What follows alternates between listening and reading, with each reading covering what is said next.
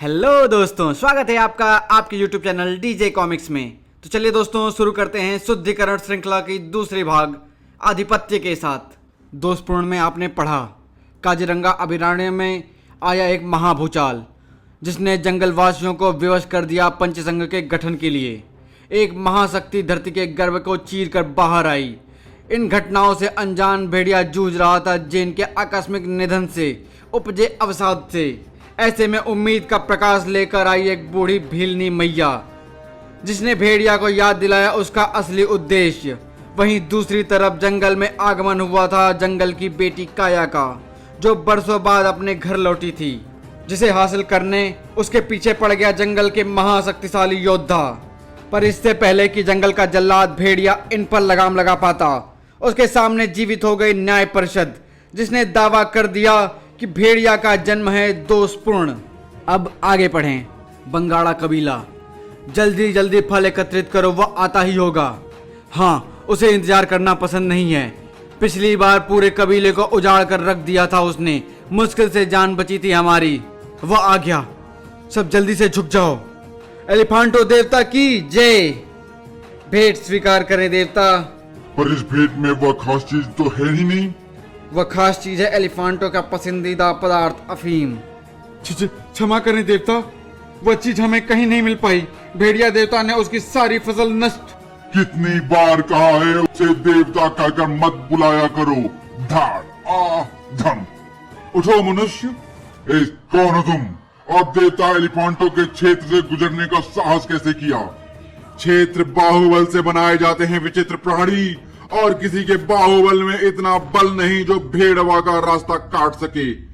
एलिफेंटो रास्ता काटता नहीं, साफ कर देता है। दाड़ मुझ पर प्रहार करके तूने अपने मृत्यु पत्र पर हस्ताक्षर कर दिए हैं विचित्र प्राणी।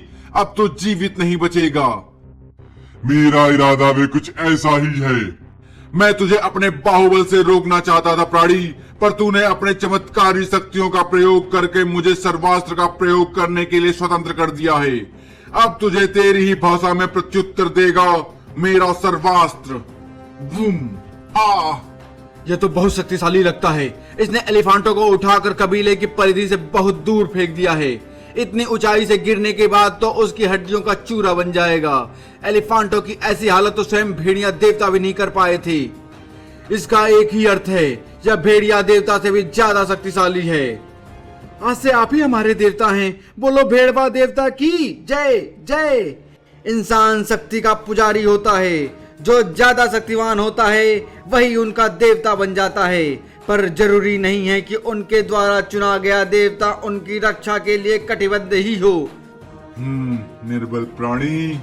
न्याय परिषद, चौंको मत भेड़िया, तुम्हें हमने ही जड़ किया है ताकि तुम हमारी कार्यवाही में बाधा न उत्पन्न कर सको। मैं हूँ रूप यक्ष और यह है वीर यक्ष, और तुम इस वक्त देव अरण्याक्ष के दरबार में खड़े हो। देव अरण्याक्ष इस वन क्षेत्र के स्वामी हैं। यह सारा वन क्षेत्र इनकी ही इच्छा के अधीन है। इस वन में रहने वाले समस्त जीव इनके ही संरक्षण में हैं। हम भी इनकी आज्ञा से इस सारे वन क्षेत्र पर नजर रखते हैं। जो भी जीव इस वन के नियमों का उल्लंघन करता है उसे दंड देने का अधिकार भी हमारे स्वामी देव अरण्याक्ष को हुई है। दोषपूर्ण है तुम्हारा जन्म और दोषपूर्ण है तुम्हारे पूर्वजों के कृत्य, अतः तुम्हें दंड मिलेगा। तुझे शुद्धिकरण की कठोर प्रक्रिया से गुजरना होगा। सिद्ध करना होगा तुम्हें कि तुम्हारा जन्म दोषपूर्ण नहीं है, अन्यथा तुम्हारा अस्तित्व सदा सदा के लिए मिट जाएगा। यह सब क्या था? कौन था वह देव अरण्याक्ष और उसकी रहस्यमयी बातों का क्या अर्थ था? क्या सचमुच मेरा जन्म दोषपूर्ण है? शुद्धिकरण की प्रक्रिया से उनका क्या मतलब था? खैर, वह सब बाद में सोचूंगा। पहले मुझे उस भेड़िया मानव को ढूंढना होगा जिसकी सूचना मेरे भेड़िया सेवकों ने दी थी। पता नहीं इस वक्त वह जंगल में कैसा कोहराम मचा रहा होगा। नहीं सरदार, मुझे इस ताल के अंदर मत भेजो। वह धुंध का दैत्य मुझे मार डालेगा। तुम्हें वहां भेजना हमारी मजबूरी है बारू। उसने धमकी दी है कि अगर हमने प्रतिदिन उसके लिए आहार की व्यवस्था नहीं की तो वह हम सबको मार डालेगा। इसलिए पूरे कबीले के लोगों का जान बचाने के लिए तुम्हारी बलि आवश्यक है। हमें माफ करना बारू। फेंक दो इसे ताल में। नहीं। रुको, इस निरीह प्राणी को उस ताल में क्यों फेंक रहे हो? अगर इसे नहीं फेंका तो धुंध का वह दैत्य कबीले के सारे लोगों को मार डालेगा। कहते हुए सरदार ने भेड़वा को दौदंड के बारे में सब कुछ बता दिया। वह तो वैसे भी एक एक करके तुम सबको मार डालेगा। इससे अच्छा तो तुम सारे कबीले वाले मिलकर उस पर आक्रमण कर दो। दौदंड से लड़ना बच्चों का खेल नहीं है। भेड़िया देवता भी बहुत मुश्किल से उससे लड़ पाते हैं। अगर वह आज यहाँ होते तो हमें इस परिस्थिति का सामना ही नहीं करना पड़ता। बहुत कायर प्रजाति है तुम्हारी। खुद शत्रुओं से लड़ने की बजाय किसी और की आस में बैठे हो, और वह नहीं आया तो अपने ही साथी की बलि के लिए तत्पर हो गए। धिक्कार है तुम सभी पर। अगर तुम अपने आप को इतना ही सूरवीर समझते हो तो खुद ही क्यों नहीं चले जाते दौदंड का मुकाबला करने। अगर तुम हमें उस दैत्य की मुक्ति दिला दो तो हम वादा करते हैं तुम्हें अपना नया देवता मान लेंगे। तुम्हारा देवता बनने की कोई मेरी मंशा नहीं है, लेकिन तुम्हारी चुनौती मैं अवश्य पूरी करूंगा। आ गया मेरा शिकार। शिकार कौन है अभी पता चल जाएगा। सूर्य शक्ति आई कबम। आश्चर्य, घोर आश्चर्य, अविश्वसनीय। विश्वास नहीं होता जिस दौदंड को हराने में भेड़िया देवता के भी पसीने आ जाते हैं उसे इतनी सरलता से पराजित कर दिया इसने। यह सचमुच महाशक्तिशाली है। आज से यही होगा हमारा देवता। भेड़वा जहां जहां एक एक करके जंगल के स्तंभों को ध्वस्त करता जा रहा था, वहीं दूसरी तरफ ऋषि त्रेयी और तिलोत्तमा के आश्रम में काया का भव्य स्वागत हो रहा था। प्रणाम पिताजी, प्रणाम माँ। सदा सुखी रहो पुत्री। वाह, सालों बाद माँ के हाथों का बना हुआ भोजन मिल रहा है, मजा आ गया। तुम्हारा प्रशिक्षण कैसा चल रहा है काया? बहुत अच्छा पिताजी। अब तो मेरी पोस्टिंग भी यहीं हो गई है, पर आज मेरे साथ एक अजीब बात हुई। एक असुर ने मुझ पर और मेरे साथियों पर आक्रमण कर दिया। वह बलपूर्वक मुझसे विवाह करना चाहता था। हे प्रभु, फिर क्या हुआ? चिंता मत करो माँ, वह दुष्ट मेरा कुछ बिगाड़ पाता उससे पहले कि वन रक्षक भेड़िया ने आकर उसे सबक सिखा दिया। पर जो अनोखी बात मेरे साथ हुई वह कुछ और है। काया अपने साथ घटी पूरी घटना बताती चली गई। ओह, इसका अर्थ है तुम्हारे अंदर शक्ति का संचार आरंभ हो गया है। शक्ति का संचार? मैं कुछ समझी नहीं पिताजी। तुम कोई साधारण कन्या नहीं हो काया। तुम्हारे ऊपर देवताओं की कृपा है। तुम्हारा जन्म एक खास उद्देश्य से हुआ है। अब समय आ गया है तुम अपनी शक्तियों को जानो और समझो। एलिफांटो और दौदंड की भांति तंतना के आतंक से भी ग्रसित थे कबीलेवासी। बोलो तंतना देवता की जय। शाबाश, ऐसे ही करो मेरी जय जयकार। ऐसे ही करो मेरी आओ भगत, क्योंकि असली देवता तंतना ही है, वह भेड़िया नहीं। अरे, यह कौन अशिष्ट है जो तंतना देवता का अभिवादन किए बिना उसके सामने से गुजरने की चेष्टा कर रहा है? रुक, अभी तुझे सबक सिखाता हूं। क्यों बे, तेरे सामने तंतना देवता विराजमान थे और तू उन्हें बिना प्रणाम किए ही उनके सामने से गुजर गया। दाड़ तलाक। तंतना देवता की कोप का तो खौफ खाया होता। शरीर के साथ साथ तेरी बेजुबान भी बहुत लचीली है प्राणी। तेरे रक्त के साथ बहते दूध ने तुझे कुछ ज्यादा ही लचीलापन बना दिया है। मेरा यह वार तेरे शरीर के अंदर बहते सारे दूध को सुखा देगा।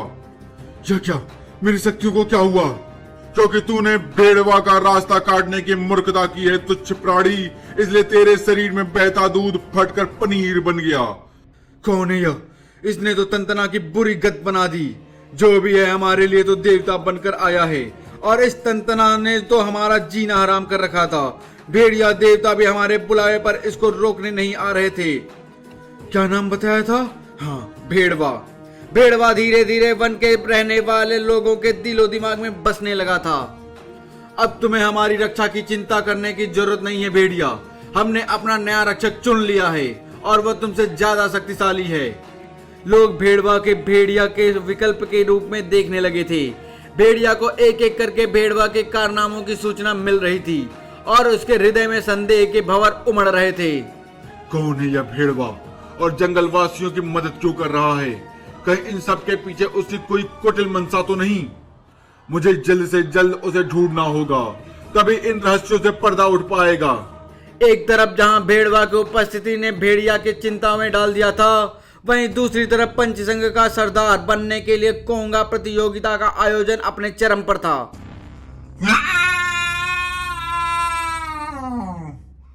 कोंगा, धाड़ धाड़ धाड़। पर कोंगा को दोबारा पिंजरे में बंद करना तो दूर, उसके आसपास भी कोई फटक नहीं पा रहा था। ओह, कोंगा का क्रोध अब हद पार कर चुका था और अब उसने हिंसक रूप अख्तियार कर लिया था। अब वह किसी के रोके रुकने वाला नहीं था, या शायद था।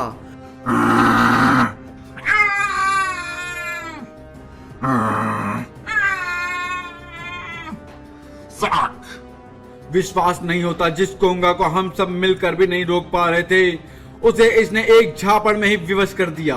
और देखो, कोंगा खुद ही अपने पिंजरे के अंदर चला गया। ऐसा कारनामा तो आज तक कोई भी नहीं कर पाया था। इसका मतलब यही है पंचसंघ का नया सरदार।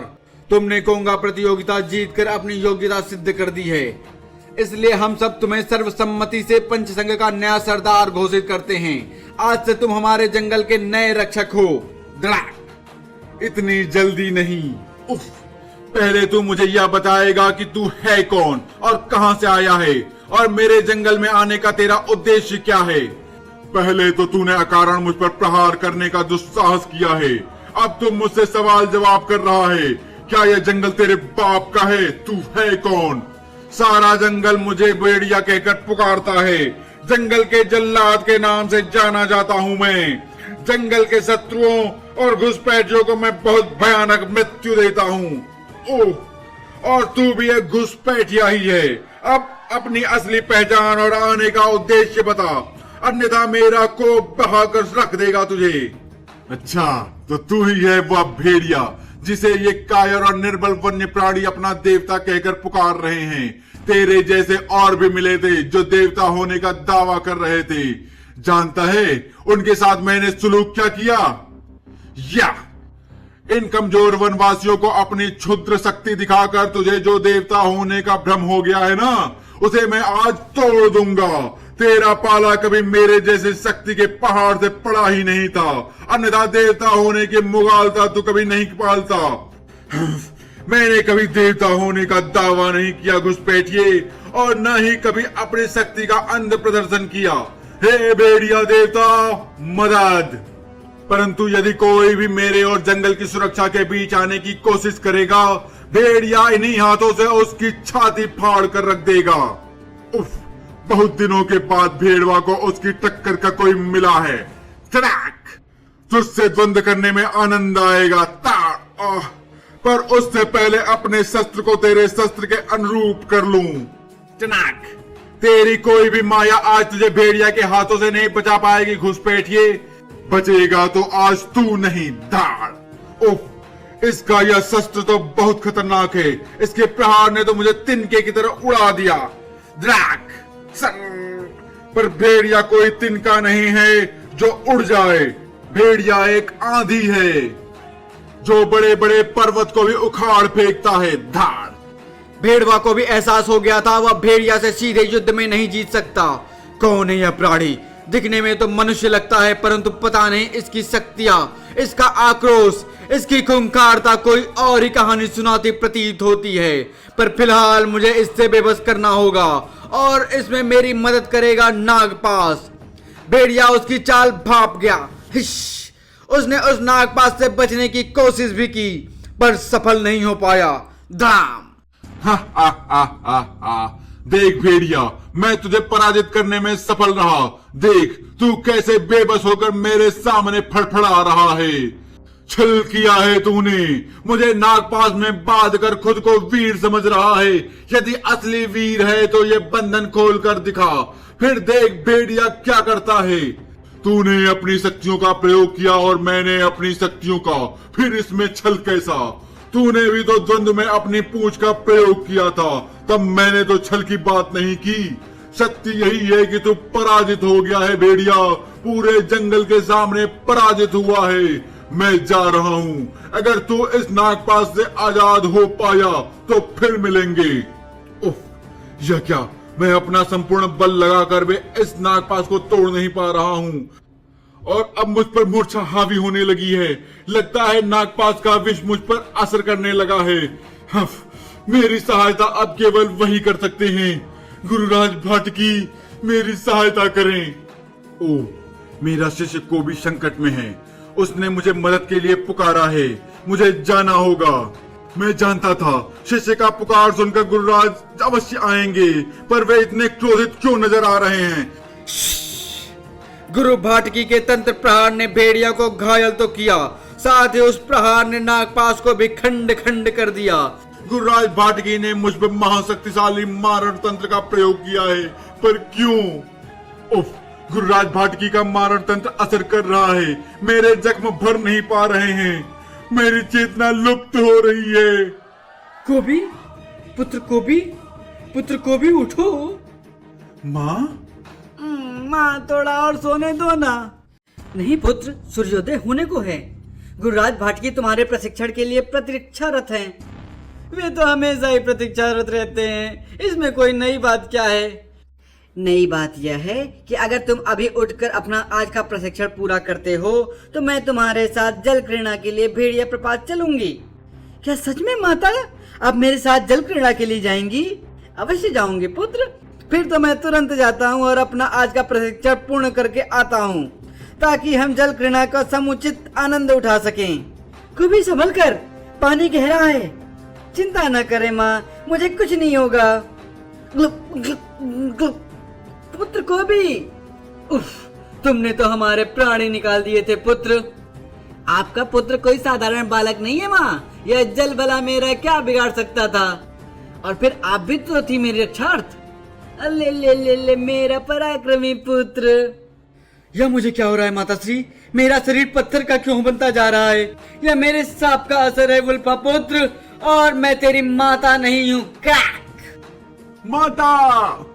हिलिए मत भेड़िया देवता, आप पर घातक मानव तंत्र का प्रयोग हुआ है। मेरा यह तंत्र झाड़ इस प्रभाव को कम कर देगा। इसकी जरूरत नहीं है मैया भीलनी। मेरी कमर पट्टिका ऐसे किसी भी तंत्रवार को निष्क्रिय करने में सक्षम है, और मेरे जख्म भी तुरंत भर जाएंगे। शरीर के जख्म तो भर जाएंगे देवता, पर जो जख्म आत्मा पर लगे उनका क्या?